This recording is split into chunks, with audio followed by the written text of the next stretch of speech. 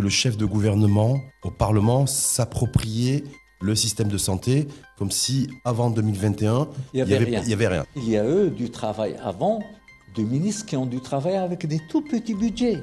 Est-ce que l'état de santé de notre système de santé est bon? Mais une exonération de la TVA qui a fait baisser les médicaments de 7%. Mais on ne parle jamais, j'ai dit bien quasiment jamais, du prix élevé pour une hospitalisation, oui, pour une réanimation. Qu'on a détruit la possibilité de la fabrication locale d'alimenter plus le marché. Que l'industrie pharma a aussi une responsabilité qu'elle n'assume pas dans la pénurie plus ou moins organisée. C'est vraiment un paradoxe marocain. C'est que nous avons aujourd'hui un tissu industriel pharmaceutique qui a la capacité de produire 1 milliard de boîtes par an, soit le double de ce que nous consommons.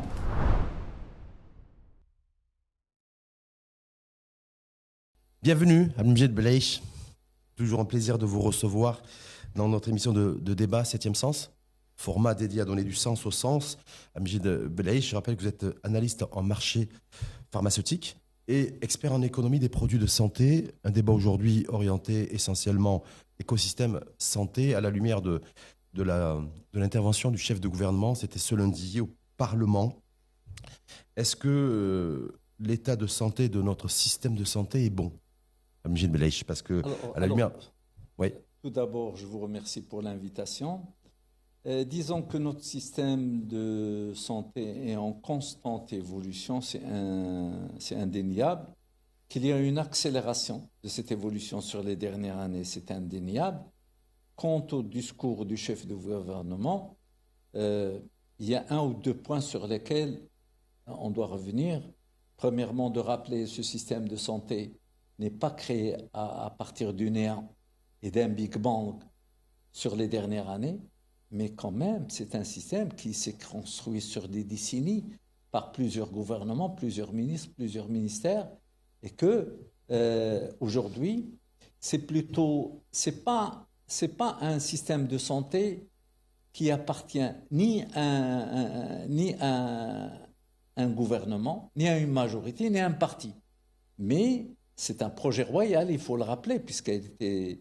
Ça, c'est par rapport à l'assurance maladie obligatoire. Lorsque vous dites ça, Belaïch, c'est que vous avez eu le sentiment que le chef de gouvernement, lundi après-midi, au Parlement, s'appropriait le système de santé comme si, avant 2021, il n'y avait rien. C'est ça, en fait. C'est ce qui vous gêne le plus. Ce qui est totalement faux. Il y a eu du travail avant, de ministres qui ont du travail avec des tout petits budgets, qui ne correspondaient pas, qui ne répondaient pas aux besoins de la population. Il faut le rappeler. Avec des infrastructures malheureusement défaillantes, avec beaucoup de problèmes. Aujourd'hui, on passe à autre chose.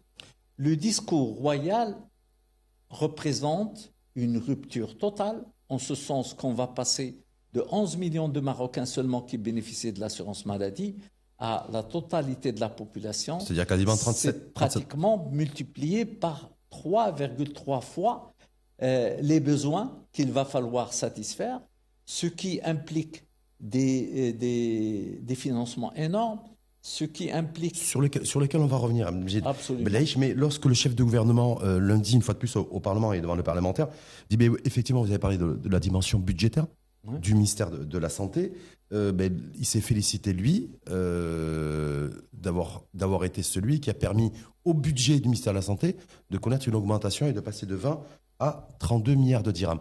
Est-ce que là-dessus, effectivement aussi... il y a une décision aussi politique de cette majorité, du parti aux responsabilités qui est dirigé justement par le chef de gouvernement, de faire en sorte que le budget de la santé, sur ces dernières années, a augmenté? Je pense que quel que soit le parti ou la majorité gouvernementale qui aurait été aux commandes, ça aurait été la même chose. C'est l'exécution d'une forte volonté politique royale pour aller vers quelque chose d'inclusif et d'énorme et d'historique. Et par la force des choses, chacun aurait travaillé peut-être à sa manière, mais pour atteindre plus ou moins les mêmes objectifs. Un système de santé inclusif et un système de santé robuste pour à la fois satisfaire les besoins de la population, mais aussi et surtout, ne l'oublions pas, pour faire face à d'éventuelles menaces à venir. Parce que ne l'oublions pas, on n'est pas à l'abri de menaces de type pandémie virale et autres. C'est-à-dire de nouvelles menaces virales? Ah oui, et comme on n'est pas à l'abri des conséquences d'un changement climatique avec toutes ces conséquences. Donc on se prépare à tout ça. Quant aux chefs de gouvernement, une fois de plus, parce que ça va nous amener sur le débat aussi autour de la fixation des prix des médicaments, lundi après-midi a fait cette déclaration qui n'a pas dû vous échapper, Amjid Belaïch, en déclarant que durant son mandat, en tout cas depuis 2021, le prix de 4500 médicaments, le prix a baissé. Oui. Alors, est-ce que c'est vrai? Est-ce que c'est faux? Et est-ce qu'effectivement, on doit cette baisse en volume importante de 4500 médicaments à la politique menée par ce gouvernement et par le parti et par le RNI, parce que je rappelle que le ministère de tutelle et le ministère de la Santé et de la Protection sociale est dirigé par un ministre RNiste, et 4500 médicaments dont le prix a baissé, est-ce qu'il faut faire crédit ou pas à cet exécutif et au chef de gouvernement? Écoutez, réellement, ces 4500 de médicaments, ce n'est pas une baisse, mais une exonération de la TVA qui a fait baisser les médicaments de 7%, avec un bénéfice à la fois pour la population et pour l'assurance maladie de l'ordre de 1 milliard de dirhams environ. Par an? Pour une année, sur une année.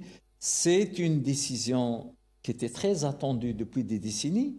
Et je rappelle que 85% des médicaments en volume avaient cette TVA de 7% et que seulement 15% des médicaments étaient exonérés dès le départ.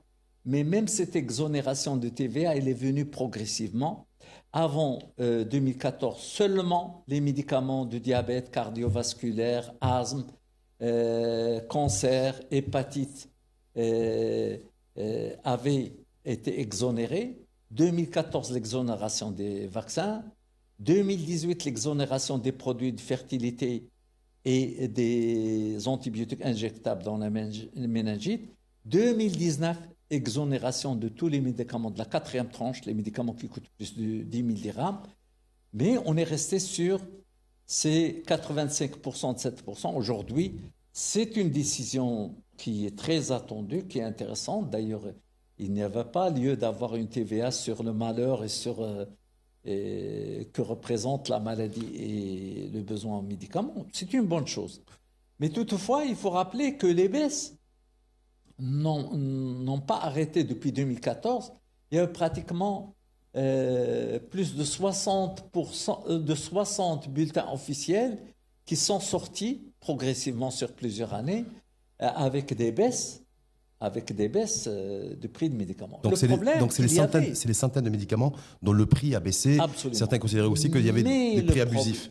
Mais le problème qu'il y avait, c'est que à la fois, en même temps qu'il y avait ces baisses de médicaments qui touchaient surtout les médicaments les moins coûteux, il y avait de nouveaux médicaments qui arrivaient sur le marché avec des prix incroyablement élevés. Et quelque part, ce qu'on gagnait d'un côté, on l'a perdu de l'autre. On le perdait par les médicaments les plus coûteux. Et en fait, le véritable bilan de la cherté des médicaments, parce qu'en 2009, quand il y a eu le rapport de la commission parlementaire sur la cherté des prix des médicaments, c'était un rapport qui a généralisé le jugement en disant que tous les médicaments sont chers, ce qui était totalement faux. Aujourd'hui, le diagnostic qui a été fait, c'est que 4% des médicaments, c'est-à-dire 150 médicaments, absorbaient 54% des remboursements de l'assurance maladie. Donc du coup de la CNSS. Oui. 150 médicaments absorbent 54% de la prise en charge globale financière de la CNSS. Mais ça, est-ce que là-dessus, dans cette baisse des prix des médicaments, parce qu'en fait, on essaie de bien comprendre, cette fixation des prix des médicaments, je parle sous votre couvert et sous votre expertise, Amjid Belaïch, sont fixés par l'État, par les pouvoirs publics. Tous les prix des médicaments, on est bien d'accord. C'est pas un marché qui est libre où chacun, ni les industriels, selon l'offre ou la demande. Jamais. Là, aujourd'hui, le ministère de tutelle a commandé une étude qui a été établie par un cabinet de conseil qui lui a remis dans la perspective d'un nouveau décret pour refixer les prix des médicaments, pour aller vers une baisse des médicaments. Et on se rappelle aussi la sortie de Fawzi Larja, c'était en début d'année, au sein du siège de la CGM à Casablanca, qui avait clairement dit les yeux dans les yeux aux représentants des laboratoires pharmaceutiques qu'il va falloir nécessairement revoir à la baisse les prix des médicaments, quitte à revoir à la baisse les marges qui seraient exponentielles, voire insolentes. Est-ce que là-dessus, aujourd'hui, le ministre de tutelle veut baisser les prix des médicaments, mais pas de manière séquentielle, mais de manière définitive, pour qu'il y ait un alignement qui soit fait de manière à protéger aussi les grands équilibres financiers des caisses de prévoyance sociale? Est-ce que le chemin qui est pris actuellement, selon vous, est-ce que c'est le bon chemin, c'est la bonne stratégie? Alors, ce qui est sûr, c'est qu'à partir du moment où on est en train de mettre en place une assurance maladie pour l'ensemble des Marocains et non pas seulement pour 11 millions de Marocains comme c'était le cas avant 2021, ça veut dire que la pression de ces médicaments pour l'ensemble de la population va être énorme, car tous ces gens-là qui vont rentrer dans l'assurance maladie vont venir avec des maladies chroniques, vont venir avec des cancers et vont venir avec un état dégradé, un état de santé plus dégradé que celui des personnes qui avaient une assurance maladie avant. Et donc, il va falloir... Les nouveaux entrants, ceux qui nouveaux entrants, au niveau de la couverture sanitaire. Et donc, on est dans l'obligation de prendre en charge de ces gens-là et de payer leurs médicaments, même quand ils sont très coûteux. Le problème qu'il y a, c'est comment réduire cette charge sur l'assurance maladie et éviter qu'elle ne s'écroule, comme s'est écroulée la CNOPS pour un problème de prix de médicaments. Et c'est là où il faut avoir une approche intelligente, car on est en face d'une équation difficile, où il va falloir beaucoup de réglages. Comment faire en sorte qu'on garantisse la pérennité de l'assurance maladie. C'est-à-dire au niveau du financement? Absolument. Pour les systèmes de remboursement. Et en même temps, d'avoir un coût moindre pour les patients, ce qu'on appelle l'out of pocket ou le reste à charge, oui, qui est aujourd'hui énorme et insupportable. Et en même temps, permettre la survie de cet écosystème qui est le pharmacien d'officine, le distributeur et l'industrie. Les différents acteurs. Donc on voit très bien qu'en fait on est sur un jeu d'équilibre aujourd'hui, mais en même temps donc on est sur l'actualité ambiante, c'est une nouvelle fixation des prix des médicaments qui pourraient intervenir par décret, comme en 2014 d'ailleurs, oui, dans les prochaines semaines, ou voire les prochains mois, en tout cas a priori d'ici la rentrée selon certaines rumeurs. Mais il y a aussi les actes chirurgicaux, parce que quand on est sur les grands équilibres au niveau de la CNSS et des caisses de prévoyance sociale, une fois de plus, je passe sous votre couvert, oui, est-ce qu'aujourd'hui, on a l'impression qu'en fait, les pouvoirs publics, c'est fixation sur la baisse des prix des médicaments, une nouvelle fois, mais de manière structurée cette fois-ci, oui, mais quand on regarde de près, le système de remboursement par les caisses de prévoyance sociale, c'est pas que les médicaments c'est minoritaire. C'est essentiellement les actes médicaux et chirurgicaux qui pèsent lourd dans le remboursement et dans le financement des caisses d'assurance maladie. Alors, je rappelle déjà que cette étude qui a été réalisée par la CNOPS avec l'administration des douanes et impôts indirects avait le mérite de montrer à la fois quels sont les médicaments qui posent le plus de problèmes. C'est-à-dire les prix abusifs ou les prix abusifs, les prix élevés, et en même temps de montrer que le médicament ne représente que 34% et que le reste... Du système de remboursement global, en fait. Absolument. C'est les soins, c'est les consultations, c'est l'hospitalisation, c'est les dialyses. C'est la dialyse, c'est énormément de choses. Et qu'en se focalisant sur les médicaments, on oublie que l'évolution entre 2006 et 2021 était beaucoup plus élevée sur les autres actes que sur les autres médicaments. On ne doit pas l'oublier. Et que aujourd'hui, les coûts aussi des autres actes sont élevés. Ceci sans rentrer dans les détails. Pourquoi on parle toujours plus des prix abusifs et des prix trop élevés sur le benchmark des médicaments, mais on ne parle jamais, j'ai dit bien quasiment jamais, du prix élevé pour une hospitalisation, oui, pour une réanimation, pour un acte chirurgical. On sait très bien que c'est assez fréquent, et c'est dans des volumes extrêmement importants, mais quand on parle de cherté, voire de pénurie d'ailleurs, on parle du médicament, oui, mais on ne parle jamais des actes. Oui. Pourquoi? C'est un grand mystère. Aujourd'hui, moi, je n'ai toujours pas compris pourquoi il y a cette focalisation et on oublie le reste. Et nous, tous les jours, dans les actes que nous subissons, On est obligé pour notre santé de faire un certain nombre de choses. Nous avons le problème de la cherté de certains actes et en même temps, le reste à charge qui reste à notre charge. C'est-à-dire la prise en charge, oui. Personnellement, en allant vers la plateforme de la CNSS, j'ai constaté avec effroi que je paie 58% de ma poche et que l'assurance maladie ne prend en charge que 42%. C'est énorme. Mais il y a aussi un certain nombre d'actes dont on ne tient même pas compte. Je vous donne un exemple. Quelqu'un qui subit les dialyses, il est bien obligé de partir de chez lui au centre de dialyse, de prendre un taxi par exemple. Est-ce qu'on va prendre en charge ces coûts de transport? Aujourd'hui, on oublie ces coûts-là. S'il n'a pas 20 dirhams par exemple pour prendre son taxi, est-ce qu'il va pouvoir aller à sa dialyse? Non. Donc il y a plein de charges aussi non médicamenteuses, non directes, dont on ne tient pas compte. Donc c'est les charges indirectes. Sur le patient. Mais si on n'exclut rien que les charges médicamenteuses directes, c'est déjà énorme et c'est reconnu qu'il y a des choses à faire. Et d'ailleurs, dans la nouvelle stratégie qui est étudiée, il est bien dit que l'objectif, c'est à la fois de réduire la pression sur l'assurance maladie et en même temps de réduire le reste à charge pour les patients. Et la pression sur le pouvoir d'achat. Cet objectif pourra se faire. Sur ce qui est d'actualité aujourd'hui, donc on se dirige progressivement vers une nouvelle baisse des prix des médicaments mieux organisée, mais en même temps, ça c'était la déclaration d'ailleurs du ministre de tutelle Amin Taraoui, c'est de revoir aussi le fonctionnement de la direction du médicament au sein du ministère. Qui n'existe plus, qui a été remplacé par l'agence du médicament pour avoir un système beaucoup plus fluide pour la validation des médicaments et les autorisations de mise sur le marché, ces fameuses AMM, oui. Et parallèlement à cela, fluidifier aussi le système de remboursement qui va connaître une refonte également. Oui. Est-ce que vous, qui connaissez parfaitement l'écosystème de la santé et de l'industrie pharma, entre autres, mais je vous dis que là, cette fois-ci, effectivement, ça ne va pas être que des paroles, mais il va y avoir aussi des actes, ou si ces paroles-là et ces engagements pris ne se traduisent pas par des actes, on va fragiliser encore un petit peu plus les équipes financières des caisses d'assurance maladie, et cette baisse de médicaments, de toute façon, elle ne sera que substantielle. Écoutez, quand on voit ce qui est en train de se faire sur le papier, c'est merveilleux.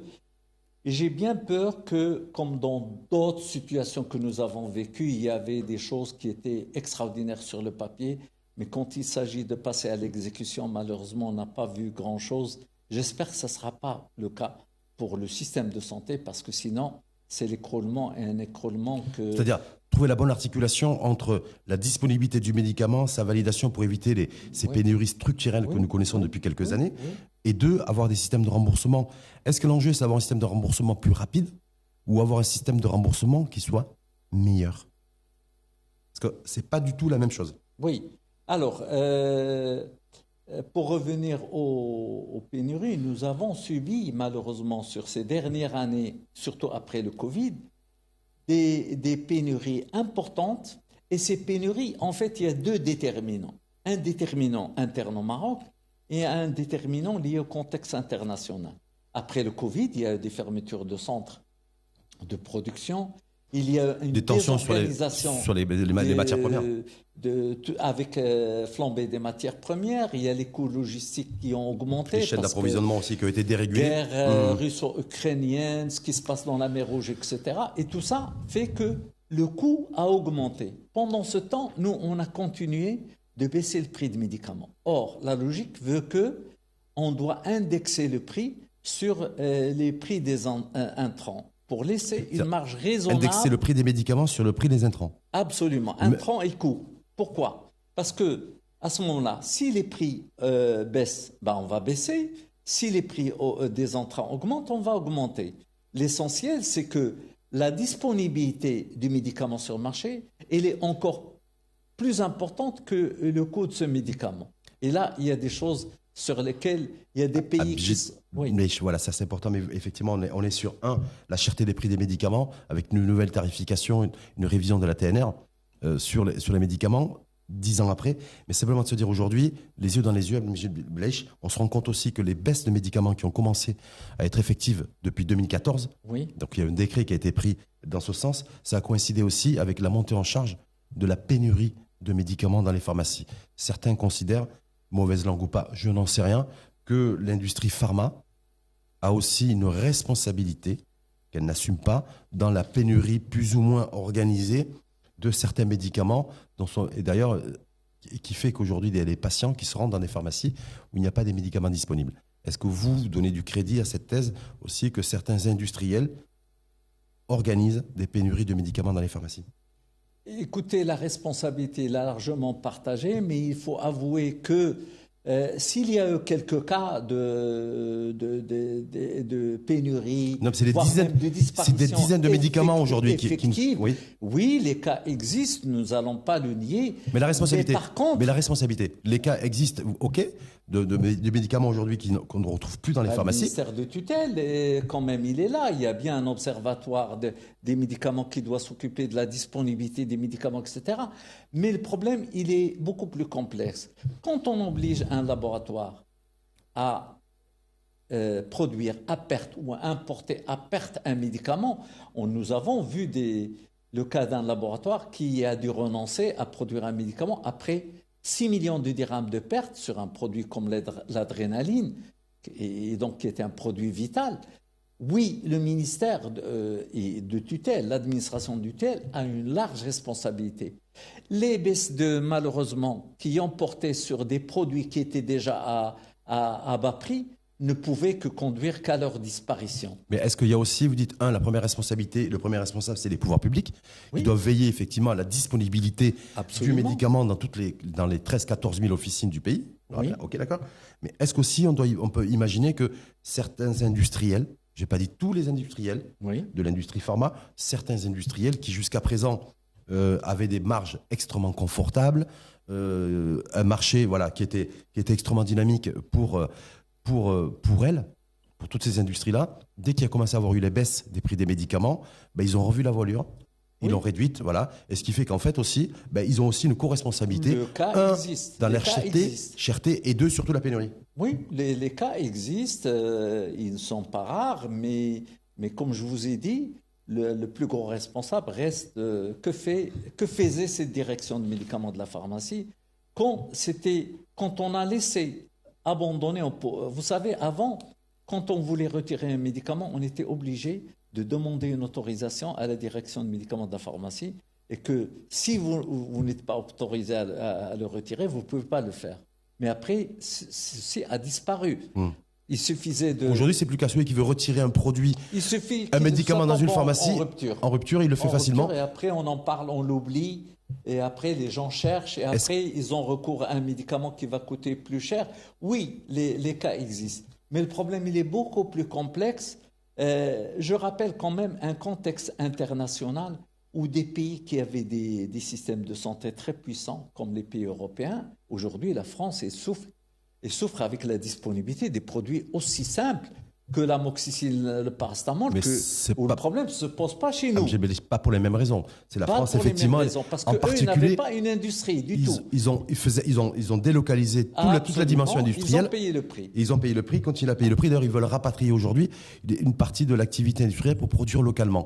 Quand je vois également que chez nous, la balance commerciale, je sais que vous n'êtes pas économiste, mais vous maîtrisez parfaitement ces chiffres-là, ces dernières années, les prix des médicaments, on s'apprête à rester à des niveaux élevés. Fawzi l'a également dit, avec des marges aussi bénéficiaires pour l'industrie pharmaceutique qu'il a qualifié, lui, de complètement folle. Voilà, sur certains produits pouvant aller jusqu'à 200 ou 300%. Et en même temps, on a des pénuries de médicaments dans les pharmacies, et en même temps, on importe massivement du médicament. Ces dernières années, on voit bien que l'équation importation-exportation du médicament a littéralement explosé. On a un déficit aujourd'hui structurel de l'importation-exportation des médicaments. Oui, absolument.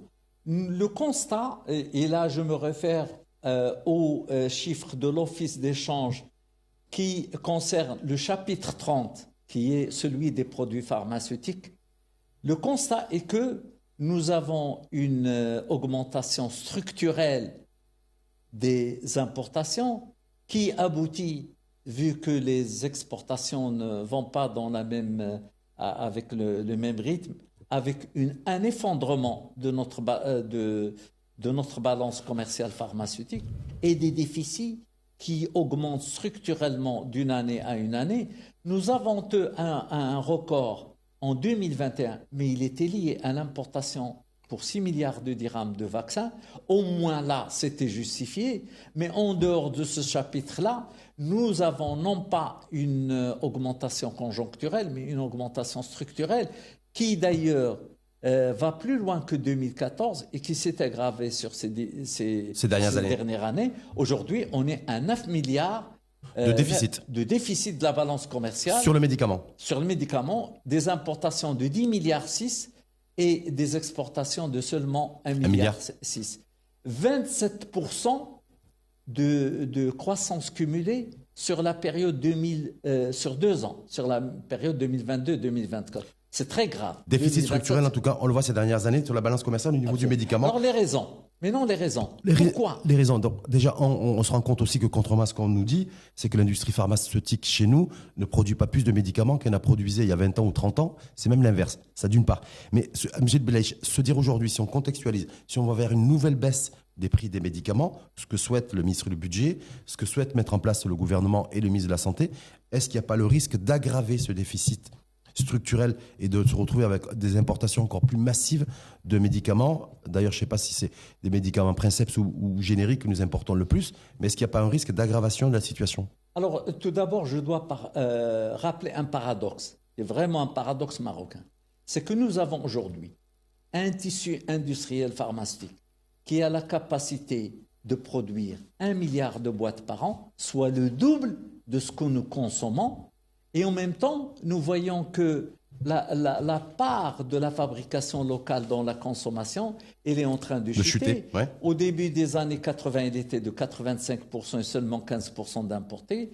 Aujourd'hui, on est aux alentours 65-35. Aux alentours des 70%. Donc, il y a une érosion de la part de la fabrication locale, alors que nous avons la capacité de produire le double et ne pas être dans ça, de pouvoir couvrir le marché, sauf peut-être pour les médicaments de biotechnologie qui sont... C'est des médicaments dits innovants.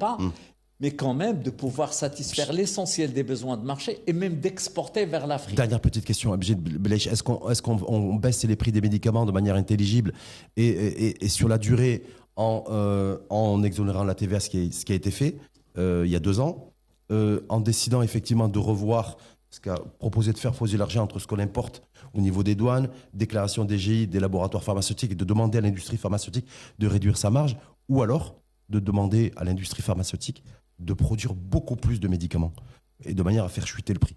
Oui. Justement, le fait de produire plus permet de baisser les prix des médicaments tout en gardant... C'est l'économie d'échelle. Tout à fait. Tout en permettant... Mais ça n'a pas été priorisé, ça. Absolument.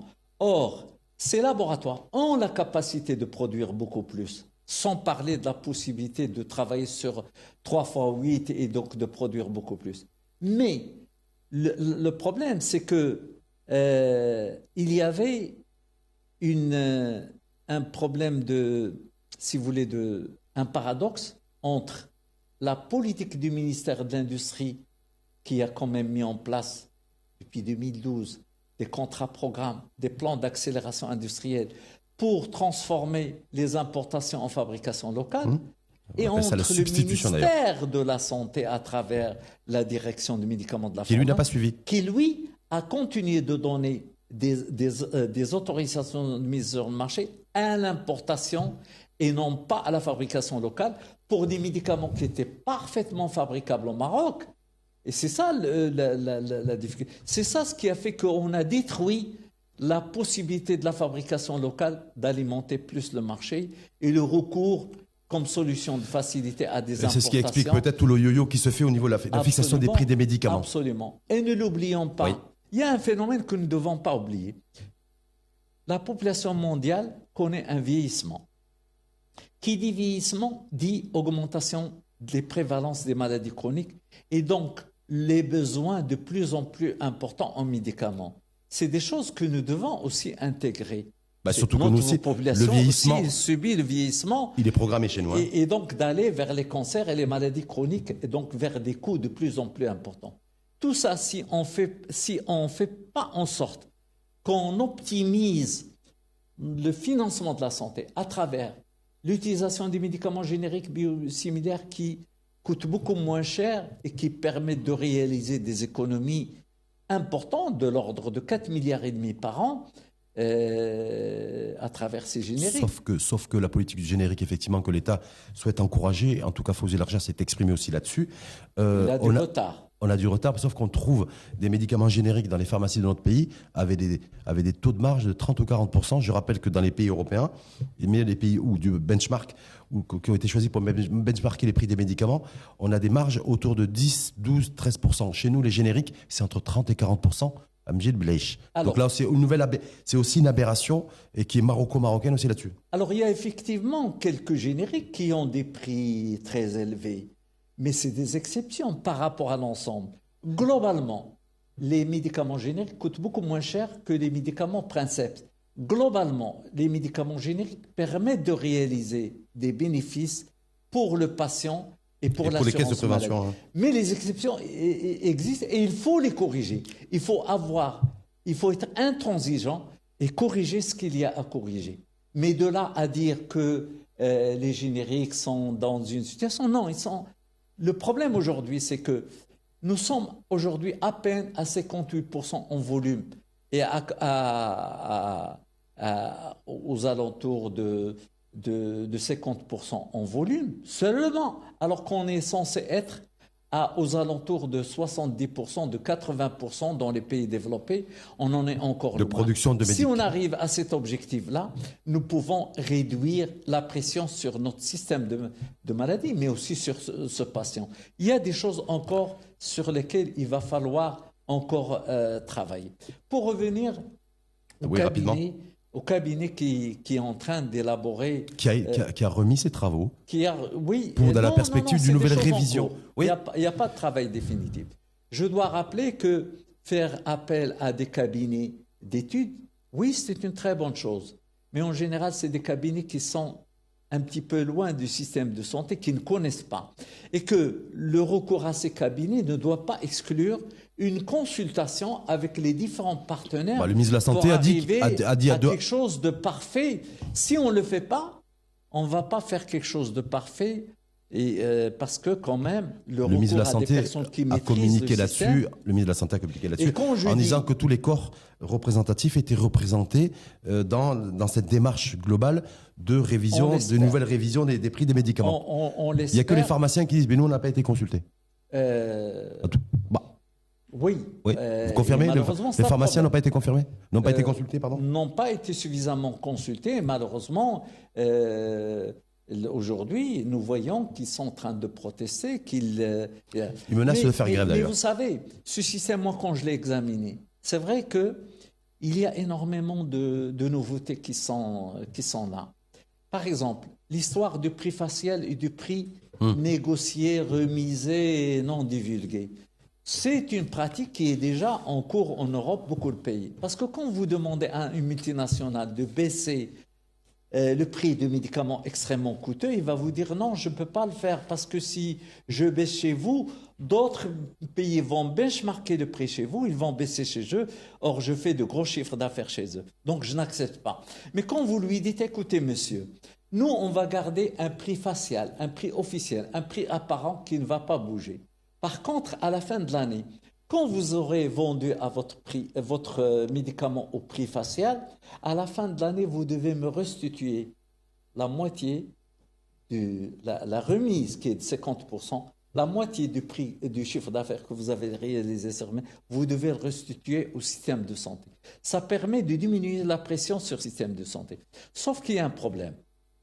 Pour un patient qui va acheter ce médicament, lui, il va l'acheter au prix, non pas remisé, mais au prix facial.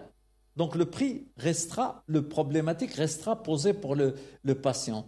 Si on ne met pas en place un système de tiers payant efficace pour tous les actes et pour les médicaments, où ce patient va aller à la pharmacie, il va récupérer son médicament du cancer à 100%, il ne va rien payer. Sa carte à mots. Puisque avec sa carte à mots, il va prendre son médicament et aller se traiter. Et si on ne fait pas ce système, Ça ne marchera pas, cette histoire de prix facial, de prix remisé. Même... Pourquoi? Parce qu'aujourd'hui, ces prix les plus coûteux, les médicaments plus coûteux de la 4e tranche n'existent pas dans les pharmacies.